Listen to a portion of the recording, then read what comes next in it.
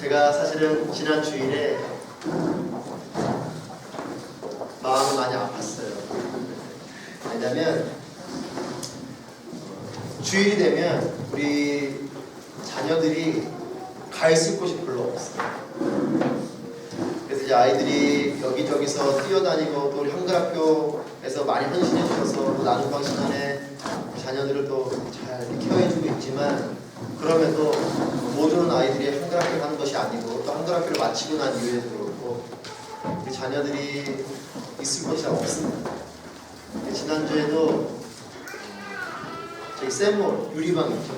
유리방에 이제 거기가 그 시간에는 비어 있어서 아이들이 거기서 좀 노는데, 거기서 놀면서 아이들이 문을 막 쾅쾅 닫는 거예요. 그래서 어른들이 걱정이 되셔서 자꾸 이렇게 염려의 말씀들을 하셔서 제가 가서 통제를 했습니다. 통제라는 게 다른 게 있겠습니까? 거기 놀지 마라 같은 거죠. 근데 그 말을 해놓고 집에 가서 정말 제가 아픈 마음으로 기도했어요.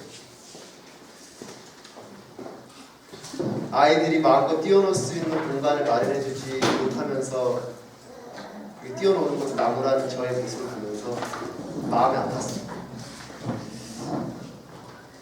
저는 여러분이 그것을 기도해 주셨으면 좋겠어요. 우리 아이들이 마음껏 뛰어놀 수 있고 주일에도 안전하게 마음껏 놀 수 있는 좋은 공간이 하나님의 은혜 가운데 마련됐으면 좋겠어요.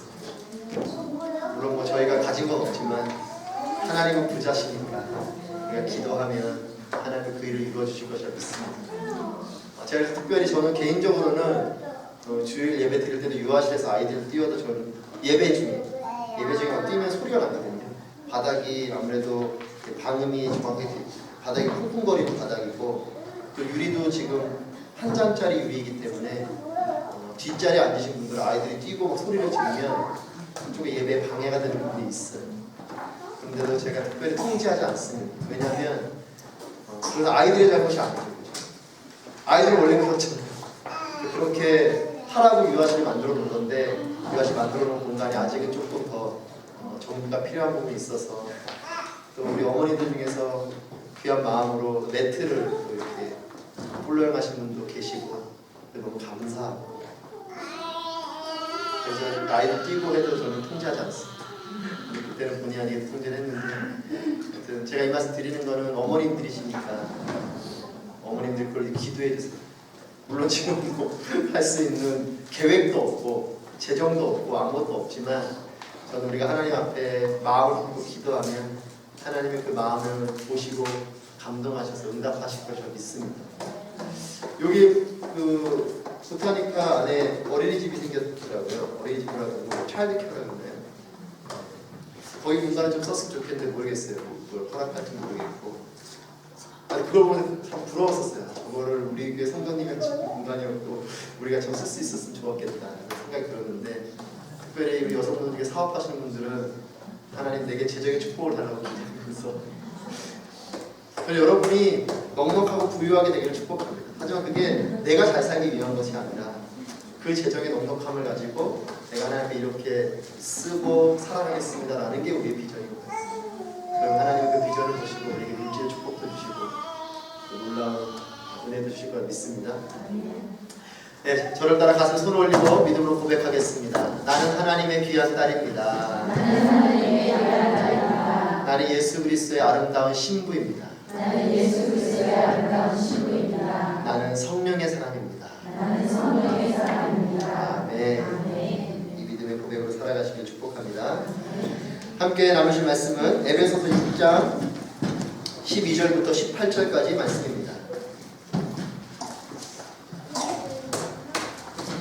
저희가 특별히 이제 7월부터는 전 교회적으로 성경을 가지고 다니시는 캠페인을 하게 됐어요. 이미 여러분들 다 가지고 오시고 계시지만, 그 말씀 성경을 가지고 오셔서 언더라인도 치시고 또 필요한 것들은 메모도 하시고 하십시오. 자, 에베소서 6장 12절부터 18절 저와 여러분이 한 절씩 번갈아 가면서 읽고 마지막 절은 함께 읽도록 하겠습니다. 제가 먼저 읽겠습니다.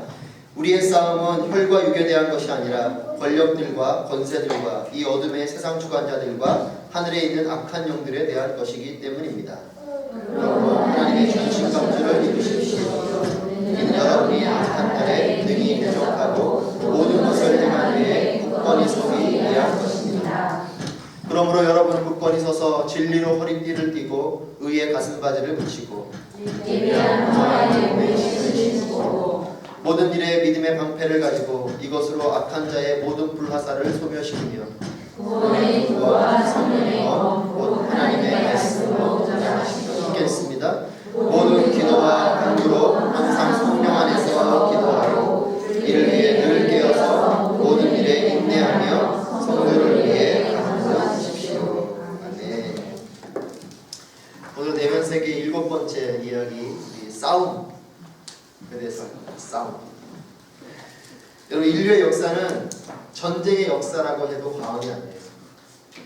계속적으로 다투고 또 그걸 통해서 뭔가를 이뤄내고 사실 국가가 형성되는 과정 또 국가가 확장되는 과정에서는 끊임없이 전쟁이 일어나요. 지금도 전쟁이 일어나고 있죠.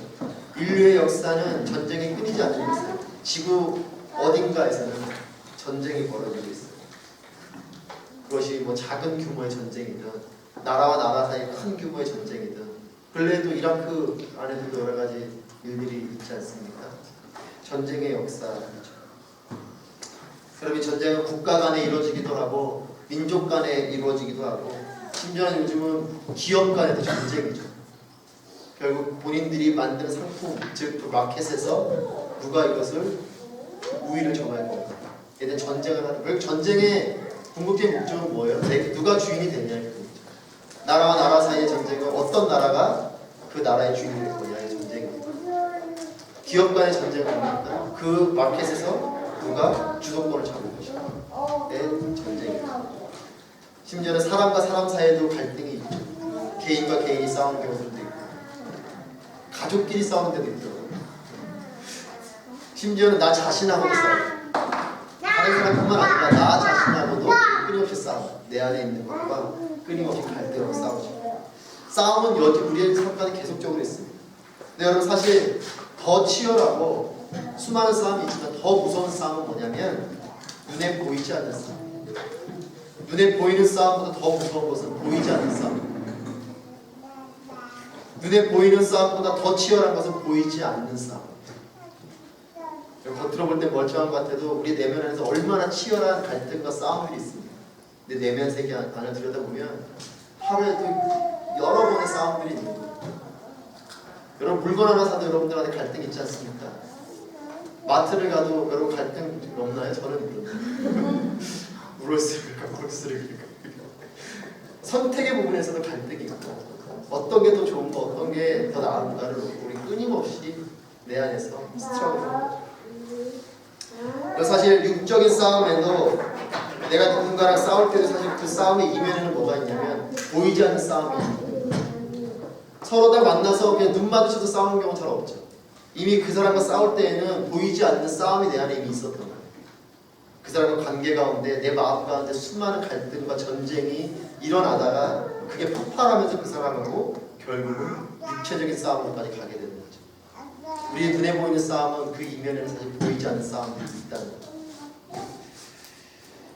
에베소 6장 12절 말씀 다시 한번 읽겠습니다. 6장 12절 시작. 우리의 싸움은 혈과 육에 대한 것이 아니라 권력들과 권세들과 이 어둠의 세상 주관자들과 하늘에 있는 악한 영들에 대한 것이기 때문입니다.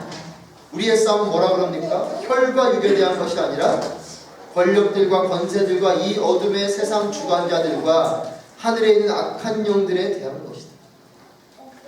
성경이 말씀하시는 싸움은 우리 혈과 육의 싸움을 하는 것이 아니라 우리는 보이지 않는 영적인 세력과의 싸움을 하는 것이다 라고 말합니다. 그래서 사실 우리가 정말로 제대로 싸워야 되는 싸움은 보이지 않는 싸움. 여러분 싸움의 시작이 어디서 옵니까? 내가 눈에 보이는 대상하고 싸우는 것 같아도 사실 그 시작은 보이지 않는 곳으로부터 시작됐어요. 남편과 싸움을 하셨을 것이고 앞으로도 하실 것인데 네, 안 하셨으면 좋겠지만 뭐 어떻게 그렇게 되겠습니까, 그죠? 네, 웃으시는 분들 다 그럴 거예요. 저도 그래요. 네. 이 싸움이 사실은 이미 내 마음 안에 보이지 않는 내 마음 속에서 이미 전쟁이 시작된 거죠. 서운한 마음이 있고, 분노의 마음이 있고, 억울한 마음이 있고, 이런 마음이 시작돼서 이것이 결국 눈에 보이는 남편하고 싸우게 되는 거죠. 그런 거 없이 그냥 싸우는 사람은 없어요. 결국 이 싸움의 시작은 보이지 않는 곳에서 국가 간의 싸움은 어떻습니까? 보이지 않는 이념 때문에 싸우죠. 눈에 보이지 않아요. 이념이라도 눈에 보이지 않습니다. 이권이라도 눈에 보이지 않아요. 하지만 이것 때문에 싸워요. 물론 뭐 겉으로는 영토를 차지하고 뭔가를 차지하기 위해서 싸운다고 하지만 사실 그 이념에는, 그 뒤편에는 국가적인 이념, 어떤 사상, 그리고 예전에는 그런 이념의 싸움, 공산주의와 뭐 자유주의의 싸움이었는데 지금은 사실은 이것이 약간 바뀌어서 종교적인 부분으로까지 이제 이어지고 있어요. 종교 간의 전쟁이죠. 그러니까 국가 간의 싸움도 가만히 보면 지금 이라크도 어떤 싸움이에요? 같은 무슬림인데 시아파와 수니파가 있어요. 이 두 개의 싸움.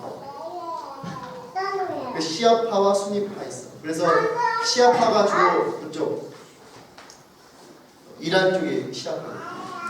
그러니까 이란이 지금 원래 이라크하고 별로 좋은 나라가 아닌데 옛날에는 두 나라가 전쟁을 했던 나라예요. 근데 지금은 이란이 이라크를 도와주려고 하고 있어요. 왜요? 시아파 정부를 돕기 위해. 이라크의 그런 정부를 갖고 있는 시아파 정부를 돕기 위해서 이란이 지금 이라크 정부를 도와주려고 하고 있어요. 그러니까 이제는 어떤 종교적인 부분에서 싸움. 보이지 않아요. 눈에 보이지 않는 거지만 이것 때문에 싸움. 이익 때문에, 자존심 때문에 나라끼리 싸우고, 민족끼리 싸우고, 개인이 싸우고, 그리고 기분이 상해서, 마음이 상해서 사람하고 싸우죠. 요즘 여러분 어떤 싸움을 하고 계십니까? 혹시 누군가하고 싸우고 다투고 계시지 않습니까? 그래서 그거 한번 가만히 돌아보세요. 나는 뭐 때문에 싸우고 있나? 가만히 보면 보이지 않는 싸움.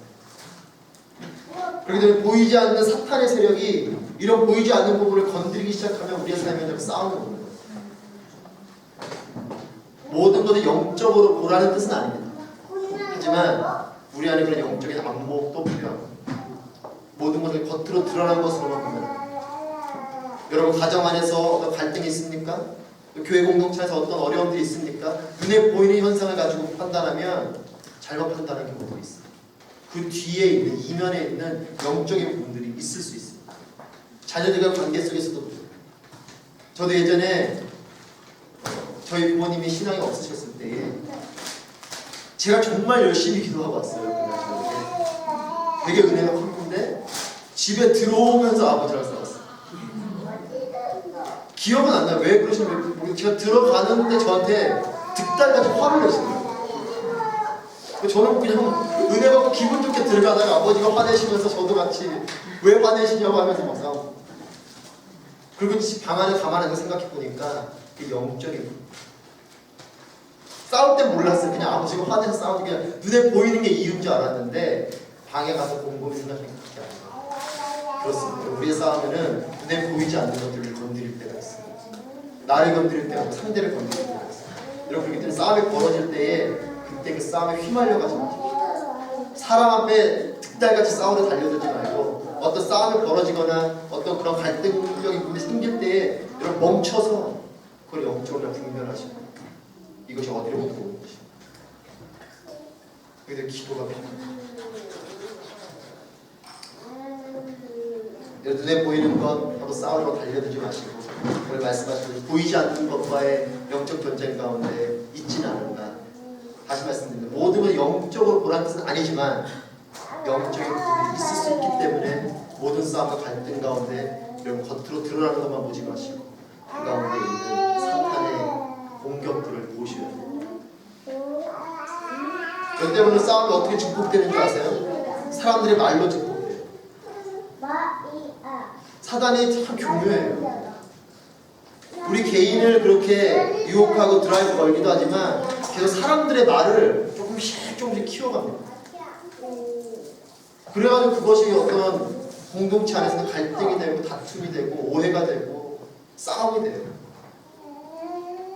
눈에 보이는 것은 누군가 그 사람의 실수에 대한 모르겠지만 그 실수가 사실 그것보다 눈에 보이는 것보다 크지 않았을 수도 있고 또 그것이 오해일 수도 있는데 그것이 붉어져가지고 말이 많아. 그걸 기도하지 않고 분별하지 않고 그냥 눈에 보이는 대로 퍼뜨리고 듣고 전하고 하다 보니까 사실 저는 그런 면에서 지금 한국 사회에 SNS를 통한 여러 가지 이런 부분도 저는 상당히 조심스럽게 보고 있습니다. 너무 사람들이 감정적으로 모든 것들을 듣고 전달하고 있어요.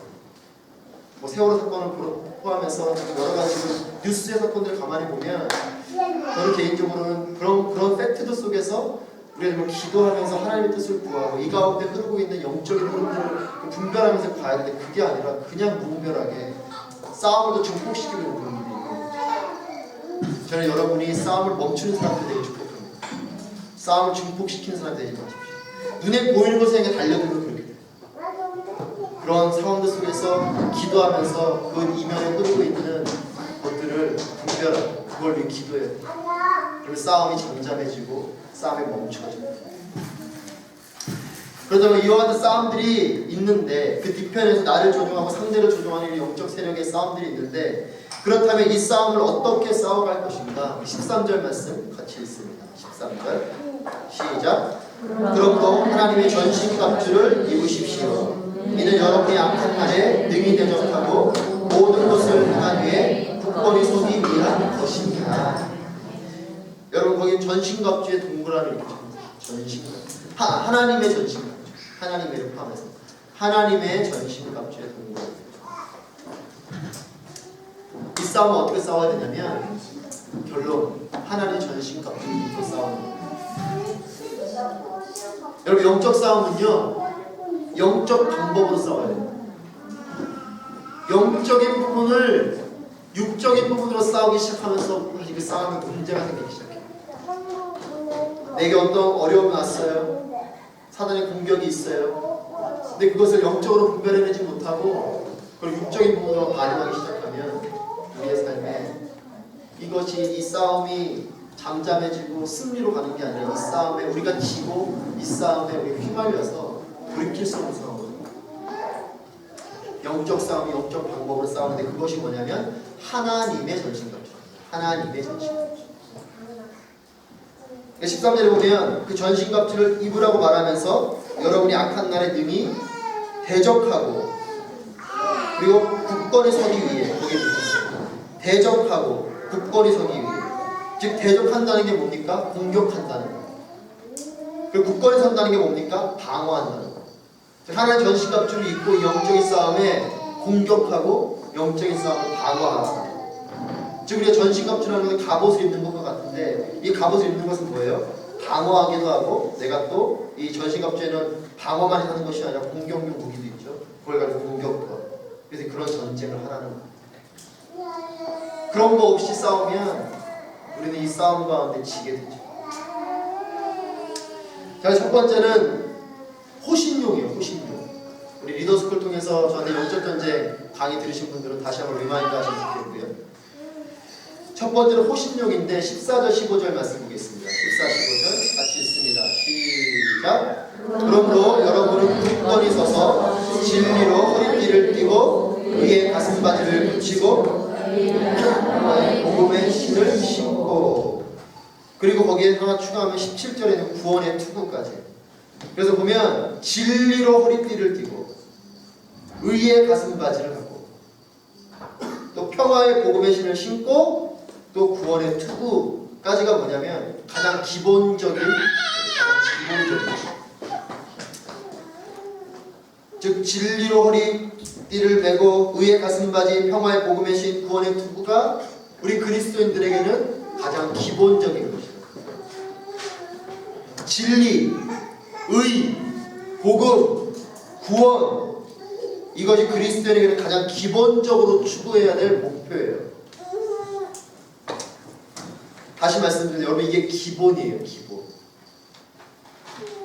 이게 안 되고 다른 걸 무장하면 능력이 없어요. 여러분 왜 우리의 신앙이 자꾸 연약해지는 줄 아세요? 우리의 신앙의 가장 파운데이션이 이걸로 안 되기 때문에. 여러분의 신앙의 가장 기초가 과연 복음으로 구원으로 되어 있는지 한번 돌아봐요. 나는 예수 그리스도의 십자가를 통한 복음 때문에 내가 신앙을 갖고 있는가? 아니면 내 삶의 문제를 해결하기 위해서 기복적인 부분으로 신앙을 가지고 있는가? 이걸 돌아봐요. 기복적인 부분으로 신앙을 가지고 있으면 우리의 신앙은 자꾸 넘어져요.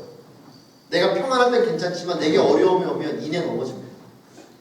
사실 복음으로, 오늘 나오는 진리로, 의로, 구원으로, 복음으로 내 삶이 기초가 되어져 있으면, 달리 말하면 나의 전신갑주를 입는 것은 가장 기본적인 수트로 내가 입고 있으면 이것이 가장 기본적인 부분으로 나를 보호한다는 것이. 이게 기본이에요, 기본. 여러분, 그렇기 때문에 구원의 진리로 살아가시길 축복합니다. 구원의 진리로 살아가야 돼요. 우리가 구원받은 감격으로 살아가야 되고요. 나를 위해 십자가에 달려주신 예수 그리스도를 바라보며 우리의 삶에 눈물이 있어야 돼요. 내 삶의 문제를 해결해주며 눈물을 흘리지만 예수님이 십자가에 달려 죽어주신 것이 나에게 눈물이 안 된다면 우리의 신앙을 돌아봐야 돼요. 구원받은 것에 그냥 감격이 있어요. 나를 구원하시기 위해서 하나님이신 그분이 이 땅에 오셨고, 그분이 나를 위해 죽어주셨고, 그리고 그분이 3일 만에 부활하신 그 십자가 부활의 사건이 나의 사건이 되어야 되고, 그것 때문에 내가 하나님께 감사하고 감격하고 그 은혜를 바라보는 눈물이 내 안에 있어야 우리의 신앙이 발휘합니다. 그러면 삶에 문제가 와도 어렵지만 괜찮은 거예요. 그게 없으니까 삶에 문제가 오면 그냥 넘어지는 거예요. 하나님 원망하고 기도도 안 하고 분노하고 하나님 어디 계시냐고.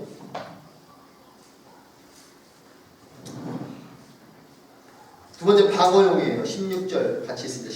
16절 시작. 모든 일에 믿음의 방패를 가지고 이것으로 악한 자의 모든 불화살을 소멸시키며. 그리고 거기 보면 악한 자의 모든 불화살이라고 되어져 있어요. 기억하시고 사단은요 우리를 향해서 불화살을 쏴요. 내가 이런 걸 믿음으로 방패를 갖고 있지 않으면 이 불화살을 맞는 거예요. 그리고 내 삶이 평안했는데 갑자기 어려움이 오게 되고 이런 분이 볼 때에 그냥 평안하게 갔으면 좋겠지만 그 왜 그렇게 안 되는지 아세요? 사단이 가만두질 않아요. 사단이 가만두는 경우가 하나가 있습니다. 내가 신앙생활 제대로 하지 않을 때. 역설 같지만 사실 그래요. 내가 신앙생활 제대로 하잖아요. 사단은 공격합니다. 그래서 여러분 사실 기도 많이 할수록 어려움이 올 수 있고요. 하나님을 믿고 바라보며 나아갈수록 더 어려움이 올 수도 있어요. 하지만 그럴 때 감사하십시오. 나의 믿음이 나의 신앙에 능력이 있다는 것이. 그렇지 않으면 사단 공격하지 않아요. 쟤는 그냥 저도 어차피 그냥 이런 표현 써서 죄송합니다. 나이로 신자로 살아갈 거니까 쟤는 두고 정말 흔들어 놔자 애들을 흔들어 놔야. 불화살이다. 그냥 화살이 아니라 불화살이 우리를 향해 이렇게 조준하고 있어요. 오늘 뭐라 그럽니까? 믿음이요. 이 영적 공격의 방패는 뭐냐면 믿음이에요. 믿음. 예수 그리스도가 우리의 죄를 위해 십자가에 달려 죽으신 걸 믿습니까? 그것이 여러분의 사건으로 믿습니까? 그 믿음이 흔들리는 거 아니에요. 뭔가 내가 좀 충만할 때는 그런 것 같은데 안 그럴 때는 하나님이 나를 사랑하시긴 하시나? 라는 의심이 들고 믿음이 나를 지킵니다. 그래서 여러분 이 믿음은 신앙 고백이 필요합니다. 여러분 사도신경 우리가 하죠? 여러분 오늘 집에 가서 댁에 가셔서 사도신경을 꼼꼼히 읽어보십시오. 제가 특별히 많은 분들 성찬할 때는 그렇게 하지 않죠. 제가 소수로 성찬할 때는 사도신경하고 나서 제가 꼭 그 이야기를 해요. 이 사도신경이 여러분의 믿음의 고백이 되죠. 제가 예전에 그런 얘기 들었습니다. 교회를 얼마 다닌 지 얼마 안 된 사람이에요. 근데 저는 뭐라고 질문하냐면 사도신경이 자기는 아직은 안 믿어져요. 근데 하는 얘기가 예수님께서 우리의 죄를 위해 십자가에 달려 죽으시고 3일 만에 부활하셨음을 믿습니다라고 사도신경이 고백해요. 그게 자기는 안 믿어진다는 거예요. 여러분 그 친구한테 어떻게 했는지 아세요? 머리를 쓰다듬어주면서 너 정말 정직하다. 사도신경을 할 때는 그게 우리 믿습니다라고 우리가 하지만 그게 좀 믿냐는 거예요. 전능하사 천지를 만드신 하나님 아버지를 내가 믿사오며 창조를 믿으시냐는 거예요. 사실 우리가 믿음이 있는 것 같지만 우리의 믿음이 약해. 사도신경은 주문처럼 할 때가 많습니다. 여러분 성찬할 때 여러분 사도신경 하지만 한번 우리 자신을 한번 돌아봅시다. 저를 포함해서 주문처럼 할 때가 많지 않습니까? 정말 성찬할 때 사도신경 하면서 그 한 문장 한 문장 깊이 있게 내 안에서 고백하면서 내 믿음의 고백을 하고 계세요? 아니면 그냥 남들이 하니까 그냥 딴 생각하면서 중얼중얼 주문 외우듯이 사도신경 하진 않습니까? 그 사도신경 오늘 집에 가서 한 문장 한 문장 잘 보세요. 내가 이걸 좀 믿고 있다. 천지를 만드신 하나님의 아버지를 내가 믿사오며 그 외아들 우주 예수 그리스도를 믿사. 하나님의 아들이심을, 예수님이 하나님의 아들이심을 믿냐는 거예요. 그리고 그분이 우리의 죄를 위해 십자가에 달려 죽으심을 믿냐는 거예요. 동정녀 마리아를 통해서 그분이 오셨다는 걸 믿냐는 거예요. 사실 이 신앙 고백의 믿음, 그리고 두 번째 신분에 대한 믿음. 내가 이미 의인이 되었다는 믿음이 있어요. 여러분 믿으십시오. 여러분은 의인이 됐습니다. 아멘? 아멘. 이렇게 얘기하면 길어지게 얘기하면 네. 짧게 얘기하면 구원받은 것과 성령 충만한 거 달라요. 그건 제가 나중에 강의하겠습니다. 쉽게 얘기하면 뭐예요? 구원받은 건 내 신분이 바뀌어요. 죄인이었던 내가 의인이 된 것이다. 사망에 있었던 내가 생명으로 옮겨온 것이 구원이에요. 구원받았다고 다 능력 있는 그리스도인은 아니에요. 이걸 우리가 헷갈려서 그래요. 내가 능력이 없는 것 같아요. 내가 구원받지 않은 것처럼 보이는데 그렇지 않다는 거예요. 구원은 이미 받았어요. 근데 능력이 없는 거예요. 이 능력을 어떻게 받냐? 성령으로. 그러니까 구원은 예수 그리스도의 믿음으로 받는 것이고, 이 구원받은 백성들 중에서 능력 있는 삶을 사는 사람은 성령을 받아요. 성령이 우리에게 임하면 권능이 임하는 거죠. 그러니까 여러분이 먼저는 의인으로서 신분이 바뀌었다는 걸 의심하지 마십시오. 왜냐하면 제가 이걸 왜 강조하냐면 사단이 이걸 공격하기 때문에. 너가 무슨 의인이야? 너가 죄인이지. 너가 뭐 구원받았어? 너처럼 이렇게 연약하고 죄 많은 사람이 무슨 구원을 받았어? 라고 그랬어요. 아니에요. 이 중에 시민권자도 계실 텐데 여러분 한국말 쓴다고 여러분들의 국적이 다시 한국으로 가지 않잖아요. 시민권 받고 나서 나 한국말 쓴다고 그렇지 않잖아요. 이미 시민권 받으면 어떻게 돼요? 호주 국민으로 된 거잖아요. 내가 김치찌개를 먹고 24시간 한국말을 해도 하고 있어요. 신분이 바뀌어요. 신분이. 그것처럼 구원받은 건 내가 의인으로 패스포트. 그거를 의심하지 마세요. 난 계속 죄를 짓는데요? 그렇죠. 죄를 짓는 의인입니다. 한국말을 하는 호주 사람인 거죠. 사단이 한국말 한다고 한국 사람에게 속인다는 거예요. 아니에요. 죄를 여전히 짓지만 나는 의인이다. 그 신분에 대한 걸 가지고 그래 내가 의인이기 때문에 내가 의인으로서 누려야 될 것들을 누려야 된다. 그 마음을 가지고 여러분이 다시 의인의 삶으로 계속적으로 돌아올 수 있어요. 그렇지 않으면 자꾸 속아가지고 의인인데도 죄인인 줄 알고 막 좌충우돌 하는 거죠. 그리고 하나님의 선하심과 돌보심에 대한 믿음을 가지십시오. 아멘. 하나님의 여러분의 선하심과 돌보십니다. 이 믿음을 유지하세요. 그러면 이 믿음이 나를 지켜줘요. 여러분 믿음이 강하면요 사탄의 공격이 아무리 들어와도 불화살이 있어도 이 공격이 무용지물이 돼요. 믿음이 탁 내 안에 들어오잖아요. 고난이 와도요 아까 괜찮아요. 흔들리지 않아요. 어떤 영적인 공격들이 오잖아요. 알지만 그래 오늘 표현 와봐라. 그렇지 않으면 불안하게 날라오면 이걸 어떻게 해야 되나. 믿음이 두려워하지 마세요. 하나님이 여러분을 뒤에 싸워주십니다. 그 믿음을 갖고 내가 싸우려고 하는 게 아닙니다. 이 방향. 자, 세 번째 공격하는 무기예요. 17절 말씀 같이 읽습니다. 17절 시작. 구원의 투구와 성령의 검, 곧 하나님의 말씀으로 무장하십시오. 아멘. 구원의 투구는 우리가 아까 호신용에서 봤고, 오늘 18절에 보면 17절에 보면 말씀, 성령의 검, 말씀으로 무장합니다. 우리가 지금 전신갑주를 다 보면 공격 무기는 딱 하나예요. 이거 말씀. 말씀이 공격 무기. 말씀이 공격 무기. 나머지는 다 방어용인데 이 말씀이 유일한 공격 무기. 그렇기 때문에 말씀이 없잖아요. 그리고 방어는 할 수 있지만 말씀이 없으면 이기지 못해요. 방어는 해요. 그래서 우리가 공격을 받아도 넘어지진 않지만 결국 그 영적 전쟁을 승리로 이끌지는 못해요. 말씀이 없으면. 방어만 하고 있는 거예요. 결국 이 사단의 세력을 물리쳐낼 수 있는 건 말씀입니다. 근데 여러분 거기 특별하게 우리가 주목해봐야 될 게 뭐냐면 성령의 검이라고 되어 있어요. 거기에 동그라미 좀.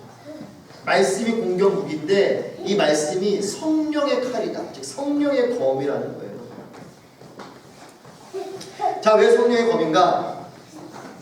이 말씀은요, 내가 필요할 때 사용하는 게 아닙니다.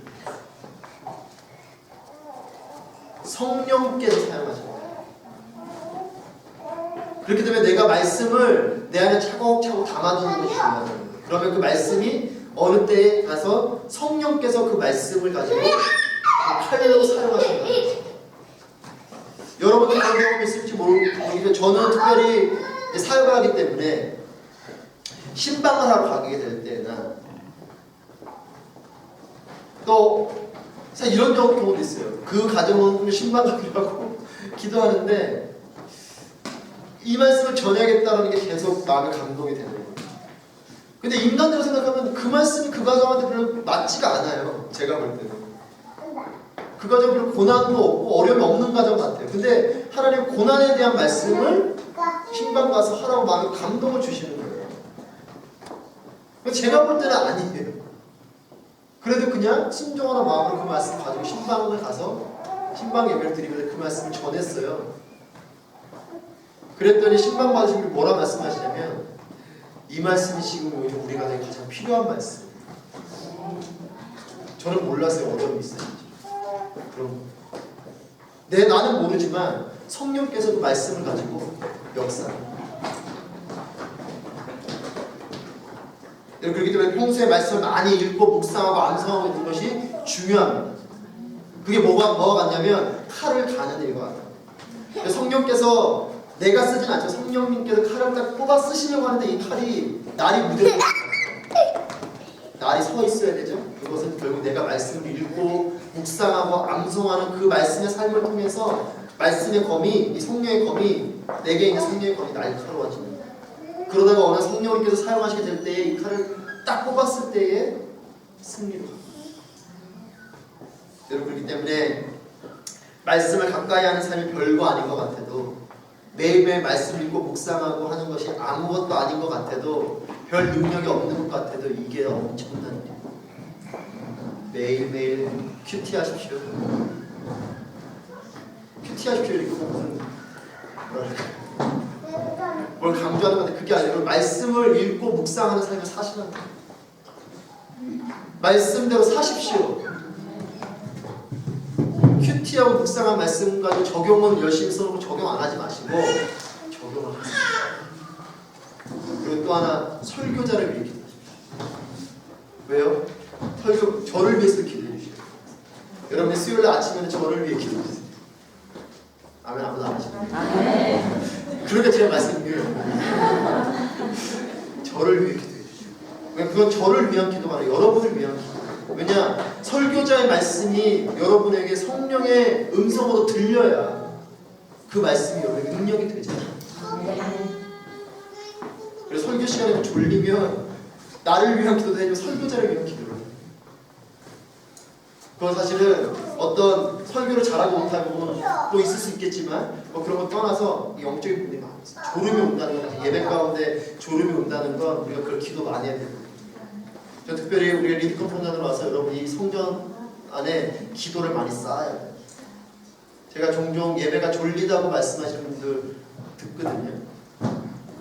물론 뭐 피곤하셔서 그럴 수도 있지만 제가 볼 때는 어떤 영적인 부분들이 있을 것이에요. 예배가 막 감격 있고 성령으로 충만하고 은혜가 있고 이러면 안 그러는데 그게 아니라 뭔가 예배가 멍한 거. 기도하셔야 되고 설교자를 위해서 기도하셔야 돼요. 여러분을 위한 기도. 주일 말씀을 통해서 또 여러분 들어야 될 그 예배 가운데 말씀 전하는 설교자들 오늘 저녁에 유조 목사 하실 텐데 저녁에 오실 때 유 목사님이 그럼 그 설교자의 말씀이 내게 능력이 됩니다. 맞아 18절 말씀 같이 있습니다. 18절 시작. 모든 기도와 간구로 항상 성령 안에서 기도하고 이를 위해 늘 깨어서 모든 일에 인내하고 성령으로 이를 간구하시오. 아멘. 마지막으로 경비용. 즉 여러분 컴퓨터에 보면 백신 프로그램이 이렇게 돌아가고 있잖아요. 그리고 여기는 호주는 여러분들이 부자시지만 집마다 없는데 한국은 뭐 그렇게 부자도 아닌데 집에 셀프홈 같은 거 하는 데가 많아요. 도둑이 많아요. 경비를 해놓는 거예요. 보안을 해놓는 거예요. 이게 기도라는 거예요. 적이 기습하지 못하도록 늘 경계태세 하는 거죠. 사단이 갑자기 숨어있다가 탁 공격해 올 때 이걸 방어할 수 있는 것이 믿음이 방패지만 이것이 오는 것을 알람으로 알려주는 게 기도라는 거예요.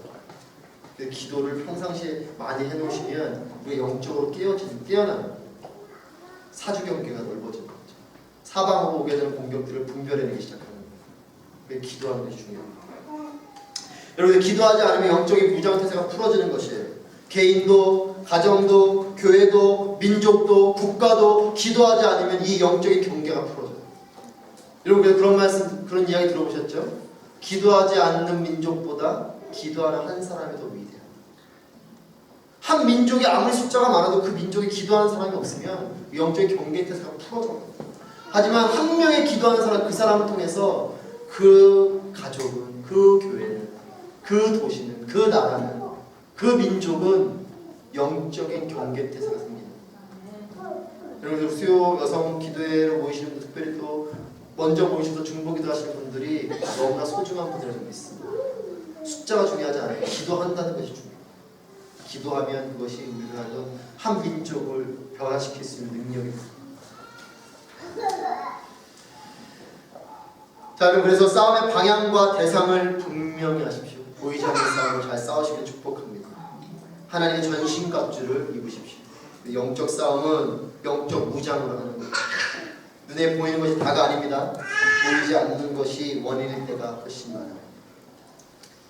이와 같이 질병이 우리가 없을 수는 없지만 이 질병을 잘 다루면 우리가 건강한 것처럼 우리의 삶에 싸움이 없을 수는 없지만 이 싸움을 영적 전쟁 가운데서 잘 싸워내면 우리에게 하나님의 평안과 승리가 임할 것입니다.